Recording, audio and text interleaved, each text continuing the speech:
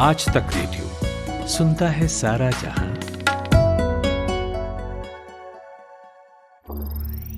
ज्ञान ध्यान।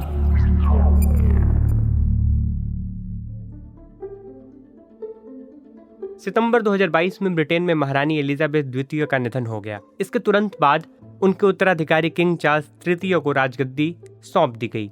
बाद में 6 मई 2023 को किंग चार्ल्स तृतीय और क्वीन कैमिला की ताजपोशी लंदन के शाही गिरजाघर वेस्टमिंस्टर एबे में की गई। उनके राज्याभिषेक में दुनिया जहान की कई चर्चित हस्तियां पहुंची, जहां ताजपोशी के बाद किंग चार्ल्स तृतीय के प्रति निष्ठा जताते हुए आर्च बिशप ने झुककर सम्मान दिया। सवाल है कि किंग के पास क्या जिम्मेदारियां हैं और ये जो शाही गिरजाघर है जहां पर ये राज्याभिषेक हुआ, वेस्टमिंस्टर एबे, उसका इतिहास क्या है। साथ ही राजशाही को ब्रिटेन में कितना पसंद किया जाता है, हाल फिलहाल में हुए सर्वे इस बारे में क्या कहते हैं, आज के ज्ञान ध्यान में इसी की बात। नमस्ते, मैं हूं शुभम तिवारी।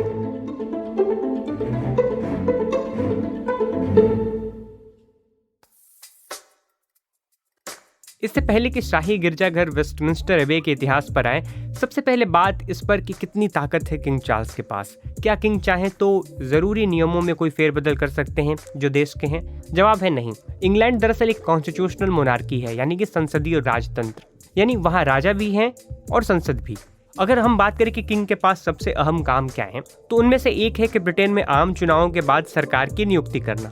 दूसरी बात यह कि चुनाव जीतने वाली जो भी पार्टी है, उसके नेता को किंग राजनिवास बकिंघम पैलेस बुलाते हैं और उन्हें सरकार बनाने के लिए औपचारिक आमंत्रण देते हैं। इसके अलावा किंग का काम संसद में पास हुए कानूनों को औपचारिक स्वीकृति देना भी है, ताकि वे वैलिड मानी जाने लगें। इसके अलावा देखा जाए तो यहाँ किंग या क्वीन का ज्यादातर समय दूसरे देशों के बड़े नेताओं से मिलने और एज ए गेस्ट विजिट में जाता है। उनके पास असल में कोई ताकत नहीं, खासकर ऐसी जो देश की राजनीतिक आर्थिक नीतियों में कोई आमूल चूल परिवर्तन कर सके।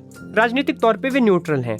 तो मोटे तौर पे कहा जाए तो उनका काम हर साल संसद की शुरुआत करना, बिल्स पर साइन करना और हफ्ते दर हफ्ते प्रधानमंत्री से मीटिंग करने के अलावा और कुछ खास नहीं है।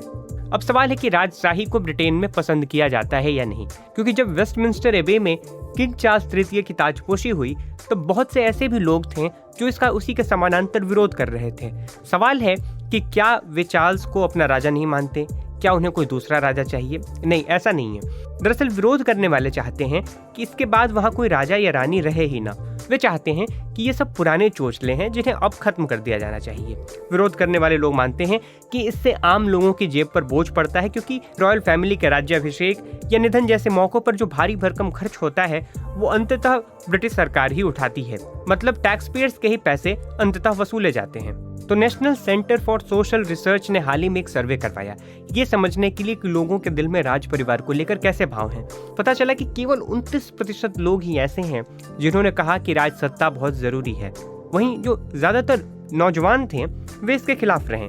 इतना ही नहीं, एक दूसरे सर्वे YouGov के परिणाम दिखाते हैं कि बीते दशक में राजशाही के समर्थन में लगातार कमी आई है। साल 2012 में समर्थन का जो आंकड़ा 75% था, वो 2022 में 62% हो गया। सर्वे बताता है कि वरिष्ठ लोगों के बीच राजशाही को लेकर समर्थन तो है, लेकिन जो युवा हैं उनका लगातार मोह भंग हो रहा है। खैर, अब आखिर में आते हैं उस एक बात पर कि वेस्टमिंस्टर एबे का इतिहास कितना पुराना है। वेस्टमिंस्टर एबे ब्रिटेन की शाही चर्च है। पिछले 900 बरस से राज्याभिषेक समारोह वेस्टमिंस्टर एबे में ही आयोजित होता रहा है। सिर्फ यही नहीं, ब्रिटेन की महारानी का अंतिम संस्कार भी यहीं किया गया था। वेस्टमिंस्टर एबे में 3000 से अधिक लोगों को दफनाया गया है, जिसमें इंग्लैंड के 30 राजा और रानियों के अलावा कई जानी मानी हस्तियां शामिल हैं। तो ये था आज का हमारा ज्ञान ध्यान का अंक, जिसमें हमने वेस्टमिंस्टर एबे के इतिहास, ब्रिटेन में राजा की शक्ति और दिन ब दिन उनकी घटती लोकप्रियता के बारे में आपको बताया। कोई और पॉडकास्ट हो जिस पर आप ज्ञान ध्यान चाहते हो तो हमें लिख भेजिए radio@aajtak.com पर।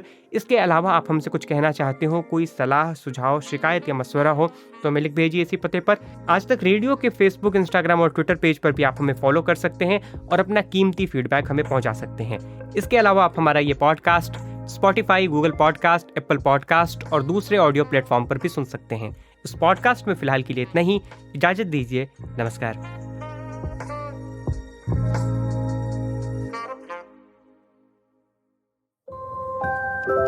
कहानियों का मौसम लौट आया है। किरदार जिनमें सांस ले रहे हैं हमारी रोजमर्रा की जिंदगी के एहसास। किसी आंख से टपका एक खामोश आंसू, किसी जबान पर आते आते रुक गई कोई बात। किसी की दबी हुई शरारती हंसी, किसी की मोहब्बत भरी एक नजर। हर एहसास में ढूंढिए खुद को, क्योंकि ये है story box. Story box with Jamshed Qamar Siddiqui. सुनिए आज तक रेडियो, स्पॉटिफाई, जियो सावन और एप्पल पॉडकास्ट जैसे सभी ऑडियो प्लेटफॉर्म्स पर।